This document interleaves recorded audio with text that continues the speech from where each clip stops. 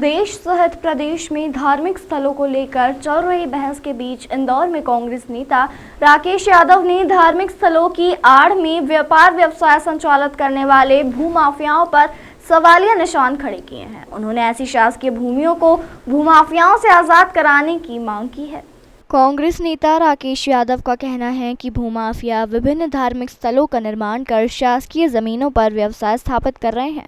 इसको लेकर सरकार और प्रशासन को ध्यान देने की आवश्यकता है और इस तरह के भूमाफियाओं पर कड़ी से कड़ी कार्रवाई की जाए। उनका कहना है कि अधिकांश शासकीय जमीनों पर पहले धार्मिक स्थल का निर्माण किया जाता है और ऐसे प्रदेश में करीबन 12 लाख से अधिक धार्मिक स्थल है जहाँ पर भूमाफियाओं द्वारा कब्जा किया जा रहा है। यदि सरकार चाहे तो इन शासकीय जमीनों को रोजगार के लिए भी उपयोग कर सकती है। वहां पर धार्मिक स्थल स्थापित होने के बावजूद भी आसपास दुकानें बनाकर बेरोजगार लोगों को रोजगार दिया जा सकता है। उसमें भी इन जमीनों का उपयोग कर कई हद तक सरकार अपनी नीतियां स्थापित कर सकती है। इसके साथ ही उन्होंने शासकीय जमीन पर अगले 20 सालों तक किसी भी तरह का धार्मिक स्थल बनाने पर प्रतिबंध लगाने की मांग प्रधानमंत्री से की है।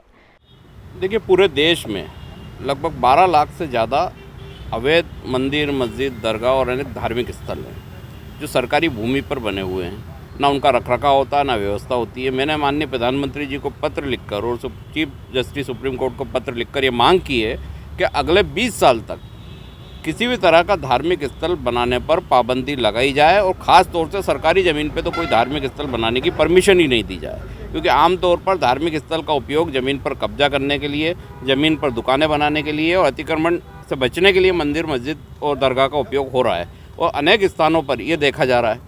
हाई कोर्ट ने भी कई बार बोला है कि आप ये सारे अतिक्रमण जो अवैध हैं उनको हटाएं। इसके साथ मैंने एक मांग ये भी करी है कि स्टार्टअप योजना जो मोदी जी चला रहे हैं उसमें जितने भी सरकारी ज़मीन पर मंदिर, दरगाह, मस्जिद या अन्य धार्मिक स्थल बने हुए हैं उनका अधिग्रहण करें और अधिग्रहण करके युवाओं को वो सौंप दें चलाने के लिए, क्योंकि अभी एक सबसे बड़ा बिजनेस जो है वो यही मंदिर और धर्म के नाम पर पूरे देश में किया जा रहा है।